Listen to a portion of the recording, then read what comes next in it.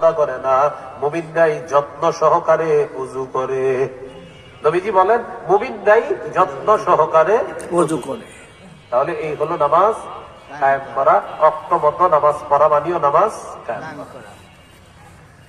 আল্লাহর সময় মতো স্মরণ করবো আমরা। 5 ওয়াক্ত নামাজের এমনি তো স্মরণ করবোই, বিশেষ করে 5 ওয়াক্ত নামাজে আল্লাহকে বেশি স্মরণ করব ইনশাআল্লাহ। ইনশাআল্লাহ। কেন? আল্লাহ এটা বলে দিচ্ছে সূরা তাহার 14 নম্বর আয়াত, ইন্নানি আনাল্লাহ, আমি আল্লাহ, লা ইলাহা ইল্লা আনা ফা'বুদনি, আমি ছাড়া কোনো ইলাহ নাই, আমার ইবাদত করো। ওয়া আকিমিস সালাতা লিযিকরি, আমার শরণার্থে নামাজ কায়েম করো। আল্লাহ বলে দিয়েছেন আমার শরণার্থে নামাজ কায়েম করো। সূরা হুদের 114 নম্বর আয়াতে আল্লাহ বলেন ওয়া আকিমিস সালাতা তারাফাইন নাহার, দিনের দুই প্রান্তে নামাজ পড়ো।